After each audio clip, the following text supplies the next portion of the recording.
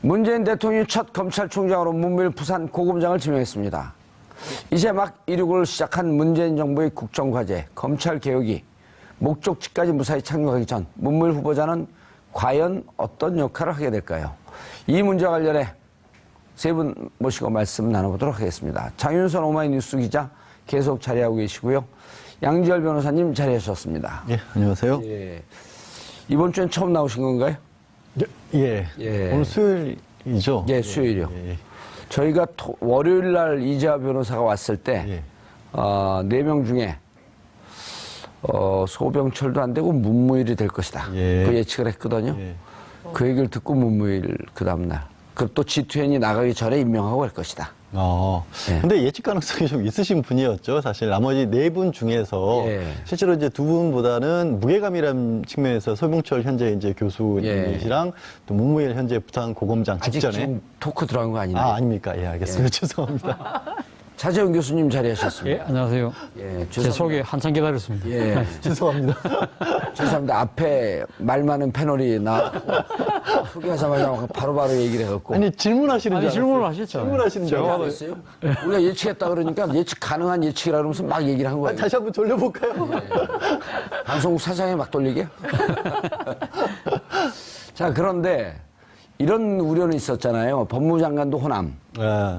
그런데 이제 그 중에 소병철 순천, 문무일 광주. 그 두 분은 그래서 그 지역 때문에, 지역 배려 때문에 안 되지 않겠느냐 하는 우려도 좀 있었거든요. 그렇죠. 근데 지금 뭐 검찰 개혁인데 그 지역 안배, 지역 배려 이거 따질 때가 아니잖아요. 그것 때문에 일부러 안침하는 사람들을 찾지는 않았을 거라고 저는 믿습니다. 왜냐하면 이제 문무일 지금 후보자 같은 경우가 검찰 내에서 많이 꼽혔던 분이에요. 기수 자체도 그렇기도 하고. 예.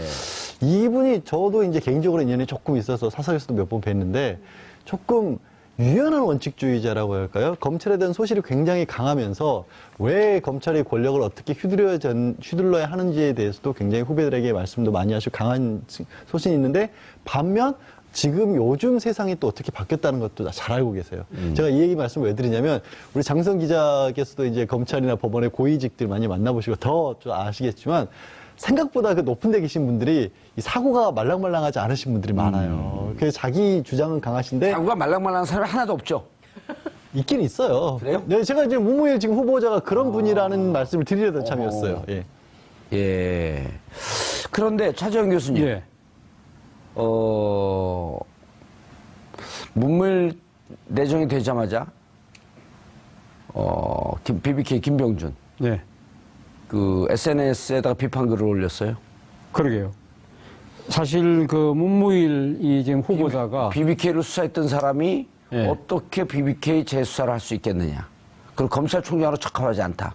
그렇죠. 근데 그때 그 서울지검 특수 1부장 시절에 예. BBK 그 조사 관련해서 김경주 씨 입국서를 기획 입국서. 기획 입국서를 그 조사를 했는데 그 부분에 대해서 진경준 씨가 이제 주장했던 부분들하고는 이 상당히 다 이 배척하고 일종의 그 면죄부를 줬다. 당시 여당 인사들한테 예. 그런 부분들을 봤을 때 이 지금 그 신임 검찰총장이 지금 주어진 과제 중에 하나가 적폐청산이라고 한다면 예. 그 중에 하나가 BBK 재수사가 아니냐. 그래서 과연 믿을 수 있겠느냐. 뭐 그 부분에 대해서 문제를 제기를 한 것이죠. 예. 양지열 변호사님은 그 부분은 어떻게 보세요? 약점이긴 분명히 약점이 될 것 같아요. 하지만 이제 전반적인 BBK 사건 전체라기가 아니라 그 말씀하신 것처럼 김경준 씨가 들어온 것 자체가 그때 당시에 야당인 민주당 측에 어떻게 보면 기획에 의해서 사람들에 의해서 들어온 것이라는 소문 자체에 대해서 내사 단계에 들어갔었던 거거든요. 예. 그렇기 때문에 본질에 들어갔던 수사는 아니었다. 약간 비켜나 있던 부분에 있어서는 조금 이제 다르게 볼 필요도 있지 않나 싶어요. 저는 이렇게 이제 그때 당시에 제가 당사자였기 너무 때문에 직접 당사자시죠. 그때 이제 이 문제의 발단이 어떻게 됐냐 하면, 당시 홍준표 클린 선거 감시단인가 하면 그분이 편지를 들고 흔들어요. 그렇죠. 예. 이 편지가 바로, 김경준 씨가 들어와서 선거에 영향을 미치려고 했던 이 편지다 그러면서 흔드는데, 수원인가 어디 교도소에 있는 분이 경준아 그러면서 김경준에게 편지를 쓰는 거고, 너가 생각하는 거하고 많이 틀려 어쩌고저쩌고 그 편지 공개했는데 이 편지 자체가 조작된 거거든요. 조작된 거죠. 당시 이 문무일 특수 1부장이 더 이상 수사를 못 나간 건 이 편지가 조작됐고 누가 조작했냐라고 정도까지 사실은 수사가 나갔어야 되는 건데 지금 말씀하셨듯이 이게 본질적인 문제는 아니었고 이명박 대통령이 BBK 당사자인데 대통령이 되자마자거든요. 그때 그 수사의 목적은 어찌 보면 정치검찰이라고 하면 자, 이 편지를 근거로 해서 야당, 정봉주, 박영선 등등의 의원들을 쳐라. 이렇게 될 때 정치검찰이 되는 거거든요. 어찌 보면 정치검찰에 요구를 했는데 그걸 안 했다고 볼 수도 있죠, 반대로. 반대, 그렇죠. 거기 예. 내사에서 아예 접수도 안 하고, 그러니까 내사에서 끝났다는 얘기는. 내사에서 끝났어요? 예, 사건으로 만들지를 않았다는 거거든요. 그러니까 본인이 내사 종교를 선언했죠. 예, 풍문 정도일 뿐이기 때문에 내가 건드릴 수 있는 부분이 아니다라고 끝내버렸기 때문에 말씀하신 것처럼 이제 BBK와 연관이 돼 있는 부분은 맞고 뭐 원하는 분들은 그럴 거예요. 그렇더라도 용감하게 파헤쳐가지고 진실을 파헤쳐서 이명박 뭐 대통령 당선자가 실제 오너다 이런 거 주인이다 BBK 주인이다 이런 것까지 수사를 했어야 되는 게 아니냐. 불가능하죠. 그거는 사실 어렵죠. 사실 그때 박영선 의원도 고충을 많이 겪었는데 그 고충의 정도가 제일 많이 겪은 사람이 누구라고요? 예. 그러니까 저도 가만히 있잖아요. 예? 가장 피해 당사자가 가만히 계실 정도요. 그래서 저는 그거를 그 김경준 씨 견해에 동의하지 않는 게 사실은 야당을 치라고 했던 미션이었죠. 예. 김경준, 박영선, 정봉주 등등, 김현민 등등 그냥 야당 지도부를 이걸 갖고 흠집을 내고 쳐라 이런 그렇죠. 거였었는데 입국을 한 세력이 그때 당시에는 여당 집권 여당 세력이었던 그러니까 지금 우리 앵커께서 포함되어 있는 당시 예. 대통합 민주신당에 계신 분들을 쳐라는 이야기였잖아요. 예. 그 부분에 대해서 사실 어떻게 보면 문무일 이 지금 당시 특수부장이. 사실 어떻게 보면 그러니까 그때 정권 교체를 한다 되는 그런 분위기에서 그때 새로 당선자가 됐던 그러니까 이명박 대통령 당선자 측의 요구를 어떻게 보면 살짝 피해가는 그런 한 수를 발휘한 셈이죠. 따지고 보면. 우리가 왜 문무일 총장을 이렇게 빨아주죠? 아니, 빨아주는 게 아니라 진지하죠. 아, 깜짝이야. 근데 그 평판이 굉장히 좋더군요. 그러니까 왜냐하면 그래요? 예, 기자들이 특히 이제 진보 언론 기자들이 검찰 칭찬하기 굉장히 어렵거든요. 그러니까 요새 진보 보수 가리지 않고 기자들이 굉장히 욕을 많이 먹고 있지만 특히 그 정치 검찰들하고 많이 어울렸던 보수 언론들하고 다르게 진보 언론들은 비판을 굉장히 많이 했었는데 요새 기자들이 사석에서 문무일 참 욕 안 먹은 그러니까 검사다 이런 평가를 하고 있고요. 또 하나는 기자들이 좀 취재를 해보니까 후배들의 평가가 굉장히 좋더라고요. 예. 그러니까 이를테면 그러니까 형님 해가면서 이렇게 막 사람들을 몰고 다니면서 하는 그런 조직가형은 아니지만 어떤 구체적으로 사건과 관련해서 청탁하는 게 이제 통하지 않는, 그러니까 이를테면 일과 관련해서는 굉장히 원칙적인, 그러니까 굉장히 좋은 성격 좋은 그런 선배들은 그냥 술 먹고 놀지만 일을 잘하는 사람은 어렵고 꼼꼼하고 까탈스러운 측면이 있는데 문무일 검사 바로 그런 사람이다라는 평가가 있고 굉장히 양 변호사님 말씀하신 대로 굉장히 유연한 품성을 가지고 있고 굉장히 따뜻한 품성이 있다 그래요. 그래서 형사 피의자들한테도 눈이 굉장히 맑지 않으세요? 눈동자. 예. 사슴 같은 눈을 갖고 있는 이자 변호사의 또 한 해 선배예요. 아, 거기 그래요? 사슴과인가? 고려대학교요. 고려대학교 사슴과? 예. 그래야 되는지 모르겠는데, 미치겠다, 진짜. 어디서 웃어야 될지. 아니, 고려대학교 여튼. 사슴과? 안 웃겨요. 고려대학교 동물농장 학부 사슴과? 까먹었어요, 얘기하다가. 근데 아니, 어쨌든. 그래서 그러니까 유연한 원칙주의자. 예, 유연한 원칙주의자로 그 평가를 받고 있어서. 근데 더군다나 저는 출근하면서 출근 멘트가 굉장히 인상적이었어요. 공직자. 예, 부패한 공직자는 국가, 국민, 그리고 조직의 뭐라 그랬죠? 적이다 이렇게 했어요. 그래서 저는 이분 때문에 새로운 주정론이 나올 것 같아요.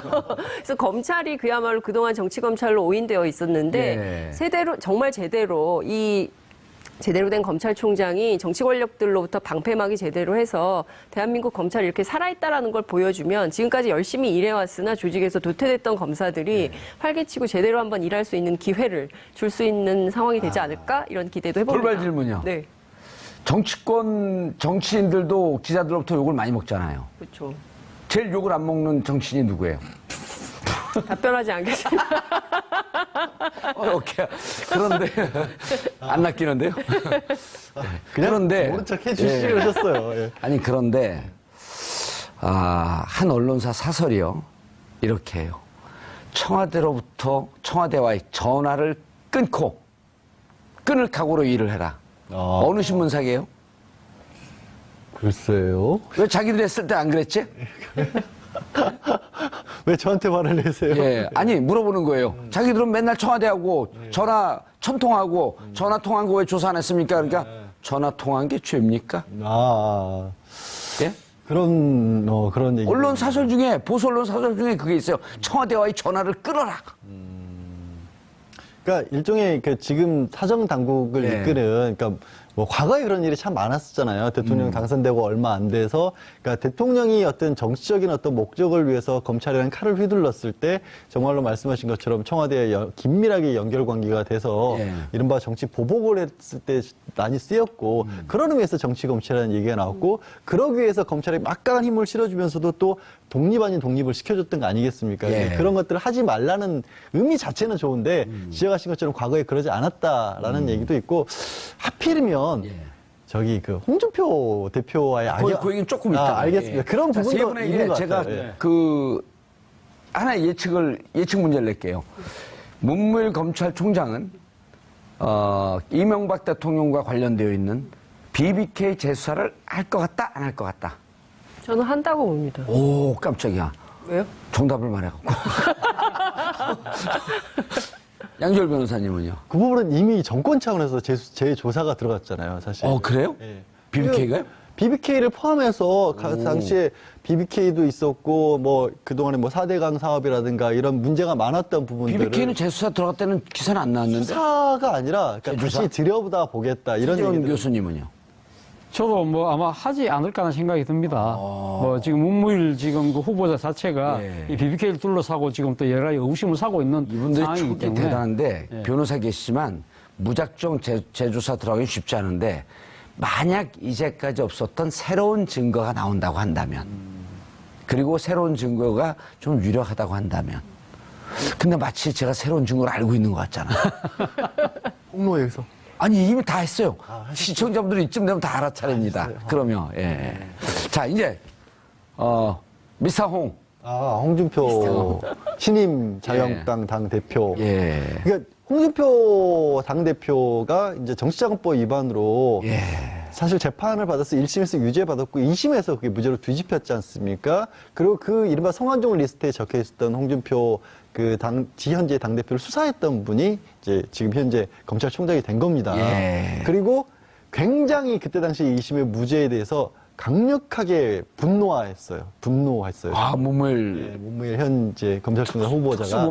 수사본부장이었었나요? 왜 그러냐면 그게 감정적인 어떤 게 아니라 그분의 말씀은 기존의 대법원 판례와 완전히 배치되는 거고 1심에서 인정이 됐던 증거들을 2심에서 완전히 증거를 배척하는 방법을 해서 무죄를 했는데 연결고리 하나를 그냥 뚝 끊어버렸다는 거예요. 근데 그 끊었던 연결고리가 이게 법리상으로 말이 안 되는 거다. 그래서 사실 그때 무죄가 나왔을 때 보도자료까지 다 준비를 해서 이거를 반박을 하려고 했었는데 대법원의 법리가 그동안의 법리와 어긋나는 부분이기 때문에 대법원에서 본인은 뒤집힐 거라고 생각을 하셨기 때문에 자제했다라는 식으로 말씀하셨거든요. 그러면 이분의 만약에 지금 야, 홍 대표의 잠 못 이루는 밤이 이제 시작됐네요. 그러니까 검찰총장 후보자의 말씀이 맞다면 어허. 홍 대표는 정말 지금 홍 대표님이라고 좀 해주세요. 홍 대표님 아니 오래 안 계실 것 같은데. 아니, 그렇게 말씀하시면 안 되죠 또. 그래요? 그래도 아니, 제1야당 대표인데. 문무일 그 검찰총장 후보자의 말이 맞다고 한다면. 그렇죠. 많이 맞다고 한다면 정말 그럼 그럴 우린 수도 전제가 있죠. 딱 있어요. 그렇죠. 그러니까 그리고 예. 이제 님자를 웬만해서 잘 안 붙이는 게 대표라는 게 공식 직함이니까. 아, 그래요? 예. 전 붙이고 싶어요. 존중해주고 싶어. 대표님. 그또 악연이 예. 두 사람의 악연이 또 지난번에도 한번 있어요. 2004년에도 거슬러 올라가요. 그때 당시에도 아마 노무현 전 대통령 측근과 관련된 특검이 운영되고 있었을 때 예. 홍준표 현재 당대표가 노무현 대통령과 관련된 비자금 의혹이라 하면서 그때 그 양도성 예금 증서 100억짜리인가를 들고 갔다고 합니다. 이 현재 그 검찰총장이 후보자인 문무일 당시 특검에게. 예. 그랬을 때 이제 왜냐하면 연수원 기수로 4년이고 대학도 선배고 하거든요. 홍준표 그 의원이었죠 그때. 이게 면박을 주셨대요.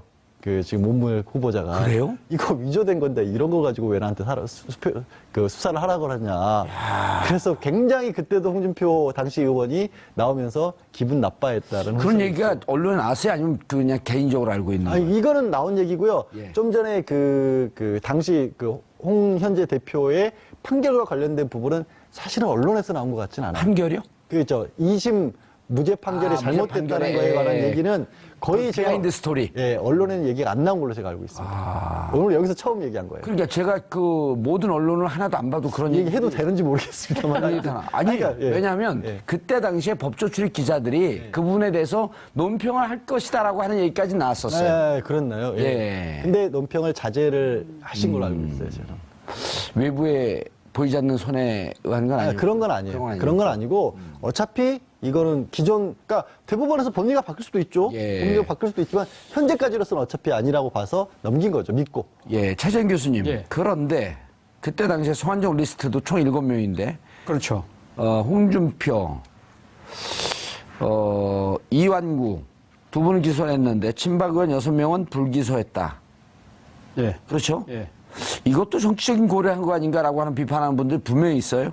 그렇죠. 그래서 오늘 사실 오늘 후보자로서 예. 청문 이제 준비를 하기 위해서 출근할 때 기자들이 오늘 이 부분에 대해서 물었습니다. 예. 물으니까 이런 이야기를 했다고 그러면 정말 최선을 다했다. 사람이 할 수 있는 것은 다 했다. 사람 할 수 있는 건 다 했다. 인간으로서. 그래 지금 이야기를 했습니다. 했는데 본인 입장에서는 아마 또 역으로 또 이렇게 항변할 수도 있겠죠. 사실 당시 총리였던 예. 이완구 총리, 현직 총리를 기소를 했다.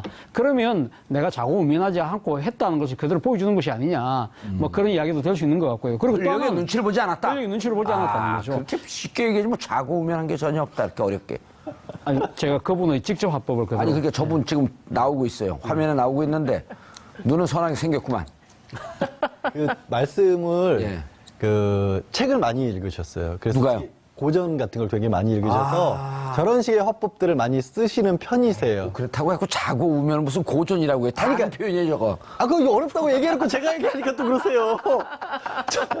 저거 말고도 저는 이제 말씀을 하실 때, 그러니까, 왜 제가 책 많이 읽었다는 얘기도 왜 하냐면, 또 아까, 저기 왜 제가 누워서 침 베는지 모르겠지만 법조인들이 법은 잘하는데, 예. 인문학적 지식이 딸리는 분들도 또 꽤 있거든요. 근데 근데 일단 법조인들은 사법고시 볼 때 책을 많이 봐서 그런지 일종의 그 독서 중독증이 있더라고요. 아. 항상 책을 갖고 다니더라고. 그게 이제 거기서 이제 말씀하신 게 정말 맞아요. 예. 중독증 걸린 분들도 있고, 이게 한 가지 또 특징 중에 하나가 또 사법시험이 이 분량이 많잖아요. 분량도 많고 법이란 게 있다 보니까 그게 왜 이 법이 만들어지는지 묻지도 따지지도 않고 외우는 분들이 또 많아요. 사법시험 출신들 예, 중에. 그런데 근데 이분은 이거를 취지를 또 다 꿰고 계시더라고요. 다 찾아보셔가지고. 그것도 특이했어요. 제가 만나보면서. 말씀 들어보니까. 양절 변호사도 참 고대네요, 진짜.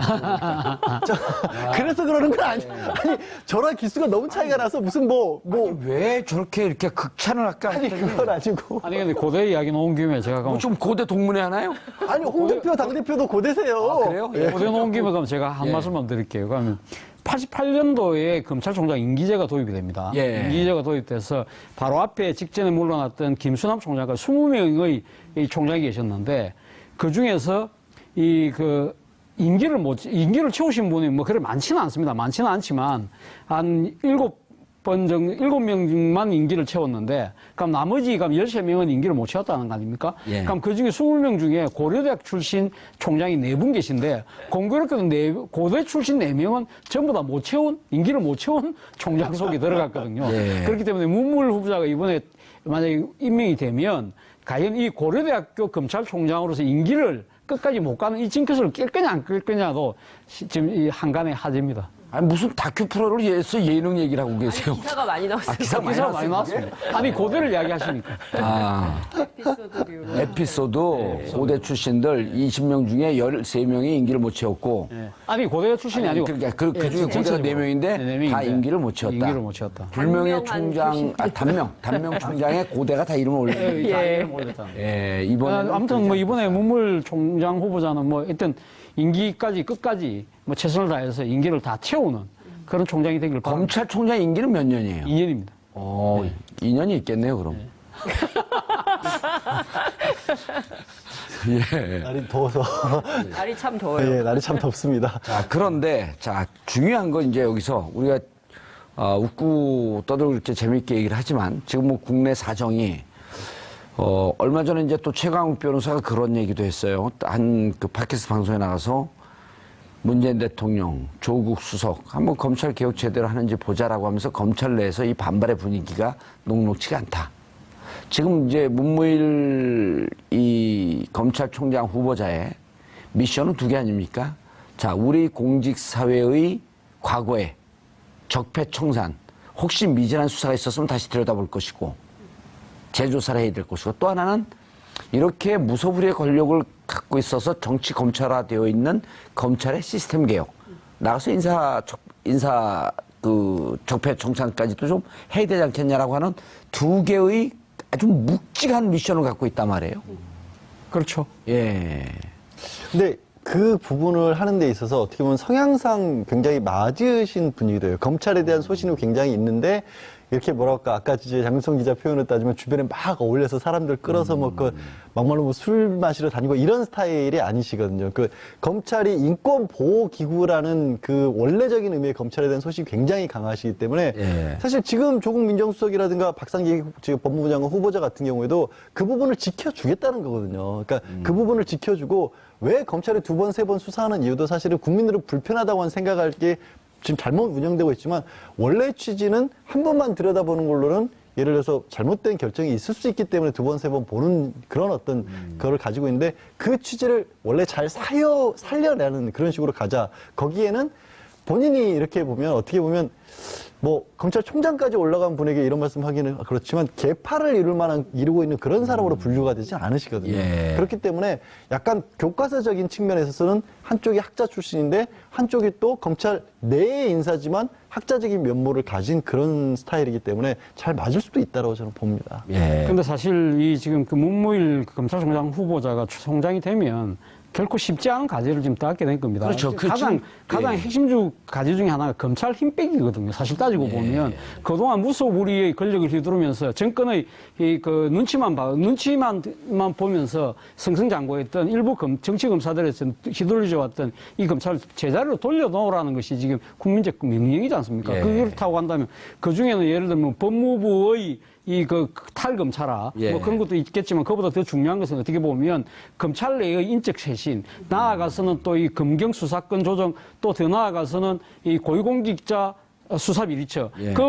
이 두 개는 수사권과 기소권을 어떻게 보면 검찰 부분에 있어서는 상당한 부분 그날 내놔야 되는 부분인데 이 부분에 대해서 조직 내 반발이 꽤 심할 수도 있는 거거든요. 이렇다고 한다면 이 조직 내의 반발을 어떻게 잘 다독일 것이냐, 그 리더십을 제대로 보여줄 것이냐 부분에 상당히 주목되는 측면이 있는 거죠. 아까 앵커께서 말씀하시기를 청와대와의 전화를 끊어라. 그렇게 주장하시는 분들, 특히 그 전임 정권이나 보수 정권 쪽에서 이야기하시는 분들은 왜 그런 이야기를 하느냐? 이 소위 말하는 검찰 개혁을 이게 지금 당면한 검찰 개혁에 있어서 문무일 검찰총장 후보자가 총장이 되고 난 뒤에 예를 들면 청와대와의 그 코드를 맞춰서 일종의 그 조직 쇄신이라든지 인적 쇄신의 드라이버를 걸지 않겠느냐는 그런 의구심 때문에 지금 이렇게 이 정치적인 견제구를 날린다고 볼 수 있는 거거든요. 실제 그 정치권하고 이제 기자들 취재 내용을 좀 종합을 해보면 어쨌든 몇 가지 이제 미션이 있는데 그 중에서 제일 중요한 거는 이제 어쨌든 김수남 검찰총장 후임으로 인선된 게 이제 약 한 두 달, 한 50일 만에 왔기 때문에 조직을 안정적으로 운영하는 것도 굉장히 중요하고 그리고 조직 안에 있는 이른바 정치검찰로 분류되어 있는 인적에 대한 인적 청산 이것도 중요한데 큰 틀에서는 이제 문재인 정부가 추진하고자 하는 두 가지 방향이 있잖아요. 검찰개혁. 하나는 이제 공수처, 예. 고위공직자 비리수사처를 하나 만드는 것이고 검경 수사권 조정을 하는 것인데 이분이 1988년 사법파동 막 그때 연수원 시절부터 준비했던 것처럼 그때 이제 뭐 다 변호사나 뭐 판사하자 할 때 이분은 검사하고 싶다 그래서 검찰로 갔다는 거 아니겠어요? 근데 따라서 이제 검찰본이 그러니까 검찰 중심으로 할 가능성이 높다. 그런 측면에서는 문재인 정부 노선하고 일정 정도 충돌할 가능성도 있다. 이런 조심스러운 분석, 예측도 나오더라고요. 예. 그런데 어쨌든 지금 그 검찰총장이 네. 검찰 개혁, 그러니까 이제 검찰 내부 분위기는 그 양 변호사님 이런 거 아닙니까? 검찰 개혁하게 되면 자연스럽게 지금까지 관행이 검찰 내부에 칼을 댄다고 하면 검찰총장이 그거에 대해서 우리를 놔둬라. 우리 정치와 우리가 끊게 되면 우리 잘하고 있다라고 하는 이게 방언을이었단 말이에요. 그렇죠. 그러면서 사실은 점점 더 정치권 검찰화했고 보통 그 개혁의 얘기가 나오면 검찰총장이 사표를 던지고 저항하면서 나가는 모습이었는데 그 자체가 우리 정치 검찰을 하는 거다. 근데 이번 같은 경우는 시작서부터 그 개혁의 미션을 안고 시작한단 말이에요. 그 상황이 좀 많이 좀 변화한 부분이 있어요, 사실은. 물론 이제 지난번 뭐 최광욱 변호사 팟캐스트, 손혜원 의원과 하던 그 팟캐스트에서 이 검찰이 지금 개혁에 반발하면서 막 청와대를 뭐 비난하고 이런 얘기가 나오고 있습니다만은 일부가 그렇다라는 거고 전반적인 어떤 흐름, 특히 이제 어떻게 말씀드려야 될까? 조금 실무진에서의 검사들은요. 부장검사급 밑으로.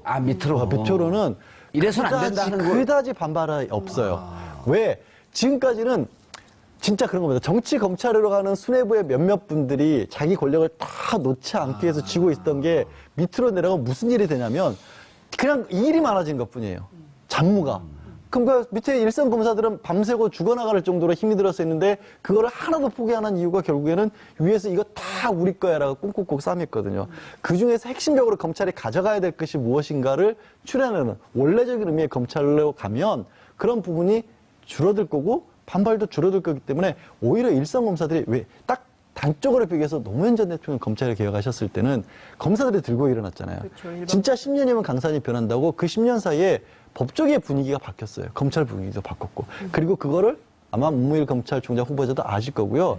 그래서 저도 내부에 막 사정의 칼을 들여대는 작업이 사실 조금 이루어졌어요. 다행히 지난번, 다행이라는 표현이 좀 이상하지만 서울중앙지검장과 검찰국장과의 술자리 파동으로 인해서 기수 정리가 좀 됐어요. 그 부담이 이미 덜어진 상태에서 검찰총장으로 들어오기 때문에 자신이 직접 손을 대야 되는 검찰 내에 오래된 묵은 세력들이 상당 부분 이미 좀 정리가 된 상태에서 들어온다는 거죠. 그리고 밑에서 바치는 힘은 조금은 다를 수 있다는 거죠, 과거와는. 근데 저는 그렇게 뭐 아직까지 낙관은 좀 이르지 않을까 하는 생각입니다. 사실은 뭐 2003년도에 이 일선 검사들이 그때 노무현 대통령이 취임하자마자 했던 검찰 인사에 대해서 강력하게 반발하면서 검사와의 대화가 있었지 않습니까? 그런 분위기는 분명히 아닌 건 맞습니다. 맞는데 문제는 이 지금 검찰, 경찰 수사권 조정 그리고 또 공수처 문제 같은 경우는 결국 검찰이 갖고 있는 가장 큰 권력이라고 할 수 있는 수사권과 기소권을 상당 부분을 지금 떼내서 지금 딴 데 넘겨줘야 된다는 상황이거든요. 그렇죠. 과연 그런 일선 검사들이 자신들의 가장 강력한 권한을 떼내는 데 대해서 얼마만큼 공감을 할 것이냐는 거죠. 일단은 지금은 다 이 목소리를 낮추고 있지만 자신들의 실질적인 권한이 떨어져 나갈 때 있어서 상당히 반발할 가능성이 높다는 거죠. 예를 들면 제가 11년도로 기억을 하는데 당시 대검 중수부를 폐지할 때 그때 하극상이 일어났지 않습니까? 최재경 그때 당시 이 검사를 비롯해서 많은 사람들 결국 그래서 총장하고 부딪혀서 한 상대 검찰총장이 결국 중도 사퇴하는 그런 상황이 벌어졌거든요. 그래서 제가 드리고 싶은 역대급이었죠 그때. 역대급이었죠. 그러니까 제가 폐지할 때. 드리고 싶은 이야기는 뭐냐면 문무일 검찰총장 후보자 총장이 되시고 난 다면 이런 시대적으로 지금 요구하고 국민적 요구를 과연 그 검찰 내 조직원들이 공감할 수 있도록 그런 식으로 리더십을 발휘해야 된다는 겁니다. 단지 개혁의 당위성만 가지고 밀어붙였다가는 조직 내에서 상당히 반발할 경우 오히려 개혁 자체가 자초될 수도 있기 때문에 그만큼 리더십을 이번에 잘 발휘해야 된다는 뜻입니다. 그래서 이런 얘기가 나와요. 일선 수사검사들이 정치로부터 영향을 받지 않도록 방패막이 역할은 세게 할 거다. 그렇지만 검찰의 권한을 축소하는 그런 이제 문재인 정부의 노선 거기에는 적극적으로 나서지 않을 전망이 우세하다. 이런 분석이 누가 그 얘기를 했어요? 뭐 그 검찰 내부의 얘기를 들은 기자들이 이런 논조의 기사를 많이 쓰고 있죠. 근데 이제 그런 부분에 있어서 지금 이게 이제 정치 검찰이었을 때는 수직적이고 명령적인 체계인데 이제 지금은 시스템을 잡겠다는 거 아니에요? 그러면은 검찰총장한테만 이 미션이 있는 것이 아니고 민정수석인 조국, 그다음에 법무부 장관 이 삼각축으로 되어 있기 때문에 그리고 일단 내부 분위기는 지금 아까 정확하게 지적을 하셨는데 정치 검찰이 우리를 더 힘들게 만든 거 아니라고 하는 이런 저항의 분위기도 있어요. 그리고 특히 공수처 같은 경우는 검찰을 투명하게 만드는 건데 이번 기회에 받아들이자 이 분위기도 있는데 이제 문제는 아까 했던 수사권 기소권을 분리하는 문제가 어찌 보면 가장 더 어려운 고양 목에 방울을 달아야 하는 그 부분이 어렵고 공수처는 상당 부분 그 원 내용을 유지하면서 갈 가능성은 좀 높죠. 그러니까 그렇죠. 근데 예. 말씀하신 부분이 이제 미세 조정의 영역인 것 그렇죠. 같아요. 예. 거기에 과연 이제 신임 후보자가 만약에 총장이 되신다면 그 부분을 어떻게 잘 헤쳐나가느냐가 가장 큰 과제일 것이고 다만 아까 말씀하신 것처럼 혼자 할 수 있는 일이 아닌 게 일단 법무부를 떼놓는 작업 자체가 선행이 돼야 돼요. 그러니까 법무부 검사들이 다 가서 법무부를 탈검찰화. 장악하는 구조, 민정수석실에 다 검사들이 가서 있는 구조. 근데 그거는 검찰총장이 하는 게 아니라 청와대가 포기하고 법무부가 포기하면 되는 거거든요. 그렇죠. 그렇기 때문에 그 부분에 있어서는 사실은 검찰총장이 부담은 훨씬 별로 편하죠. 없어요. 예. 막상 청와대가 그러니까 저는 처음에 조국 민정수석 카드를 놨을 때 굉장히 문재인 대통령이 놀랬던 게 가장 쉽게 9년 만에 정권 교체했는데 가장 쉽게 쓸 수 있는 칼을 스스로 놓으신 거예요. 그러니까 그 몫의 부담은 이미 들어져 있어요. 그리고 이런 거가 있는 것 같아요. 그 검찰 내부에 기존의 정치 검찰화돼서 했던 수사들 그 수사의 진실을 들고는 제보 보따리가 많아지고 있답니다. 예. 제가 그래서 아까 BBK도 그래서 물어본 거죠. 예. 왜냐하면 이제 우리 이런 거 하지 말자. 그리고 그때 어쩔 수 없이 이렇게 할 수밖에 없었던 정황이 나오기 시작하는 거죠. 예. 알겠습니다. 정치 검찰의 오명을 좀 벗는 그런 개혁이 있었으면 하는 바람입니다. 때문에 내가 건드릴 수 있는 부분이 아니다라고 끝내버렸기 때문에 말씀하신 것처럼 이제 BBK와 연관이 돼 있는 부분은 맞고 뭐 원하는 분들은 그럴 거예요. 그렇더라도 용감하게 파헤쳐가지고 진실을 파헤쳐서 이명박 뭐 대통령 당선자가 실제 오너다 이런 거 주인이다 BBK 주인이다 이런 것까지 수사를 했어야 되는 게 아니냐. 불가능하죠. 그거는 사실 어렵죠. 사실 그때 박영선 의원도 고충을 많이 겪었는데 그 고충의 정도가 제일 많이 겪은 사람이 누구라고요? 예. 그러니까 저도 가만히 있잖아요. 예? 가장 피해 당사자가 가만히 계실 정도요. 그러니까 저는 그거를 그 김경준 씨 견해에 동의하지 않는 게 사실은 야당을 치라고 했던 미션이었죠. 예. 김경준, 박영선, 정봉주 등등, 김현민 등등 그냥 야당 지도부를 이걸 갖고 흠집을 내고 쳐라 이런 그렇죠. 거였었는데 입국을 한 세력이 그때 당시에는 여당 집권 여당 세력이었던 그러니까 지금 우리 앵커께서 포함되어 있는 당시 예. 대통합 민주신당에 계신 분들을 철하는 이야기였잖아요. 예. 그 부분에 대해서 사실 어떻게 보면 문무일 이 지금 당시 특수부장이. 사실 어떻게 보면 그러니까 그때 정권 교체를 한다 되는 그런 분위기에서 그때 새로 당선자가 됐던 그러니까 이명박 대통령 당선자 측의 요구를 어떻게 보면 살짝 피해가는 그런 한 수를 발휘한 셈이죠. 따지고 보면. 우리가 왜 문무일 총장을 이렇게 빨아주죠? 아니 빨아주는 게 아니라 진지하죠. 깜짝이야. 근데 그 평판이 굉장히 좋더군요. 그러니까 왜냐하면 그래요? 기자들이 특히 이제 진보 언론 기자들이 검찰 칭찬하기 굉장히 어렵거든요. 그러니까 요새 진보 보수 가리지 않고 기자들이 굉장히 욕을 많이 먹고 있지만 특히 그 정치 검찰들하고 많이 어울렸던 보수 언론들하고 다르게 진보 언론들은 비판을 굉장히 많이 했었는데 요새 기자들이 사석에서 문무일 참 욕 안 먹은 왜냐하면 이제 문무일 지금 후보자 같은 경우가 검찰 내에서 많이 꼽혔던 분이에요. 기수 자체도 그렇기도 하고 예. 이분이 저도 이제 개인적으로 인연이 조금 있어서 사석에서도 몇 번 뵀는데 조금 유연한 원칙주의자라고 할까요? 검찰에 대한 소실이 굉장히 강하면서 왜 검찰의 권력을 어떻게 휘둘러야 하는지에 대해서도 굉장히 후배들에게 말씀도 많이 하시고 강한 소신이 있는데 반면 지금 요즘 세상이 또 어떻게 바뀌었다는 것도 잘 알고 계세요. 제가 이 얘기 말씀을 왜 드리냐면 우리 장성 기자께서도 이제 검찰이나 법원의 고위직들 많이 만나보시고 더 좀 아시겠지만 생각보다 그 높은 데 계신 분들이 이 사고가 말랑말랑하지 않으신 분들이 많아요. 그래서 자기 주장은 강하신데 사고가 말랑말랑한 사람이 하나도 없죠. 있긴 있어요. 그래요? 네, 제가 이제 문무일 지금 후보자가 그런 분이라는 말씀을 드리려던 참이었어요. 예. 예. 그런데 차재현 교수님, 예. 문무일 내정이 되자마자 BBK 김병준 네. 그 SNS에다가 비판글을 올렸어요. 그러게요. 사실 그 문무일 이 지금 후보자가 BBK를 수사했던 사람이 예. 어떻게 BBK 재수사를 할 수 있겠느냐. 그리고 검찰총장으로 적합하지 않다. 그렇죠. 근데 그때 그 서울지검 특수 1부장 시절에 예. BBK 그 조사 관련해서 김경주 씨 입국서를 예, 기획 입국서. 기획 입국서를 그 조사를 했는데 그 부분에 대해서 진경준 씨가 이제 주장했던 부분들하고는 이 상당히 다 이 배척하고 일종의 그 면죄부를 줬다. 당시 여당 인사들한테 예. 그런 부분들을 봤을 때 이 지금 그 신임 검찰총장이 지금 주어진 과제 중에 하나가 적폐청산이라고 한다면 예. 그 중에 하나가 BBK 재수사가 아니냐. 그래서 과연 믿을 수 있겠느냐. 뭐 그 부분에 대해서 문제를 제기를 한 것이죠. 문재인 대통령이 첫 검찰총장으로 문무일 부산 고검장을 지명했습니다. 이제 막 이륙을 시작한 문재인 정부의 국정과제, 검찰개혁이 목적지까지 무사히 착륙하기 전 문무일 후보자는 과연 어떤 역할을 하게 될까요? 이 문제와 관련해 세 분 모시고 말씀 나눠보도록 하겠습니다. 장윤선 오마이뉴스 기자 계속 자리하고 계시고요. 양지열 변호사님 자리하셨습니다. 예, 안녕하세요. 예. 이번 주엔 처음 나오신 건가요? 예. 예. 오늘 수요일이죠? 예, 수요일이요. 예. 저희가 월요일 날 이재화 변호사가 왔을 때, 예. 4명 중에, 소병철도 안 되고 문무일이 될 것이다. 예. 그 예측을 했거든요. 예. 그 얘기를 듣고 문무일 그 다음날.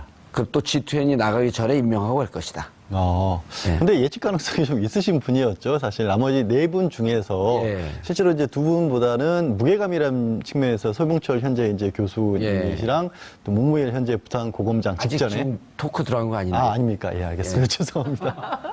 차재훈 교수님 예, 자리하셨습니다. 안녕하세요. 예, 제 소개 한참 기다렸습니다. 예, 죄송합니다. 죄송합니다. 앞에 말 많은 패널이 소개하자마자 바로바로 얘기를 해갖고. 아니 질문하시는 줄 아니, 질문을 알았어요. 하셨죠. 질문하시는 줄 알았어요. 알았어요? 우리가 예측했다 그러니까 예측 가능한 예측이라 그러면서 막 얘기를 한 거예요. 다시 한번 돌려볼까요? 방송국 사장에 막 돌리게? 자, 그런데 이런 우려는 있었잖아요. 법무장관도 호남. 예. 그런데 이제 그 중에 소병철 순천, 문무일 광주.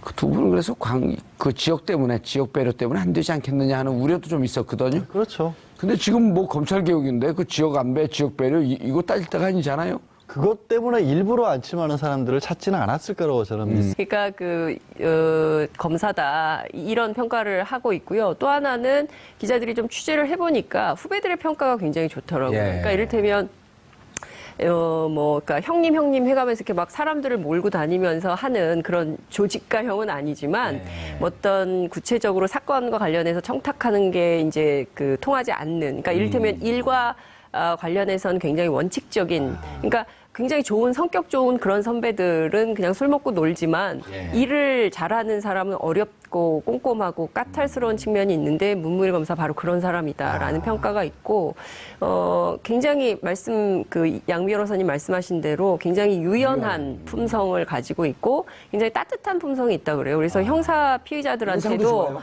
눈이 굉장히 맑지 않으세요? 눈동자. 예. 사슴 같은 눈을 갖고 있는 이재화 변호사의 또 한 해 선배예요. 아, 거기 그래요? 사슴과인가? 고려대학교요. 고려대학교 사슴과? 예. 그래야 되는지 모르겠는데, 미치겠다, 진짜. 어디서 웃어야 될지. 아니, 고려대학교 여튼, 사슴과? 안 웃겨요. 고려대학교 동물농장 학부 사슴과? 까먹었어요, 얘기하다가. 근데 아니, 어쨌든. 그래서 그러니까 유연한 원칙주의자. 예, 유연한 원칙주의자로 그 평가를 받고 있어서. 근데 더군다나 저는 그 출근하면서 출근 멘트가 굉장히 인상적이었어요. 공직자. 예, 부패한 공직자는 국가, 국민, 그리고 조직의 뭐라 그랬죠? 적이다. 이렇게 했어요. 그래서 저는 이분 때문에 새로운 주정론이 나올 것 같아요. 그래서 검찰이 그야말로 그동안 정치검찰로 오인되어 있었는데 정말 제대로 된 검찰총장이 정치 권력들로부터 방패막이 제대로 해서 대한민국 검찰이 이렇게 살아있다라는 걸 보여주면 지금까지 열심히 일해왔으나 조직에서 도태됐던 양지열 변호사님은 그 부분은 어떻게 보세요? 약점이긴 분명히 약점이 될 것 같아요. 하지만 이제 전반적인 BBK 사건 전체라기가 아니라 그 말씀하신 것처럼 김경준 씨가 들어온 것 자체가 그때 당시에 야당인 민주당 측에 어떻게 보면 기획에 그 사람들에 의해서 들어온 것이라는 소문 자체에 대해서 내사 단계에 들어갔었던 거거든요. 그렇기 때문에 본질에 들어갔던 수사는 아니었다. 약간 비켜나 있던 부분에 있어서는 조금 이제 다르게 볼 필요도 있지 않나 싶어요. 저는 이렇게 이제 그때 당시에 제가 당사자였기 때문에 너무 직접 당사자시죠. 그때 이제 이 문제의 발단이 어떻게 됐냐 하면 당시 홍준표 클린 선거감시단인가 하면 그분이 편지를 들고 흔들어요. 그렇죠. 예. 이 편지가 바로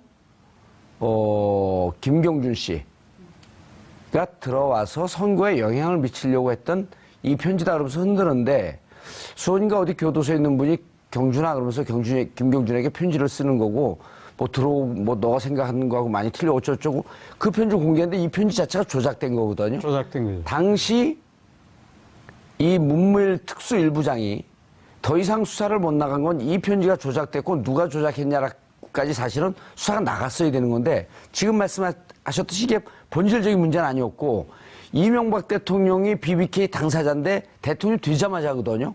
그때 그 수사의 목적은 어찌 보면 정치검찰이라고 하면 자, 이 편지를 근거로 해서 야당, 정봉주, 박영선 등등의 의원들을 쳐라. 이렇게 될 때 정치검찰이 되는 거거든요. 어찌 보면 정치검찰에 요구를 했는데 그걸 안 했다고 볼 수도 있죠, 반대로. 반대, 그렇죠. 거기 네. 내사에서 아예 접수도 안 하고, 그러니까 내사에서 끝났다는 얘기를. 내사에서 끝났어요? 예, 사건으로 만들지는 않았다는 거거든요. 그러니까 본인이 내사 종결 선언했죠. 예, 풍문 정도일 뿐이기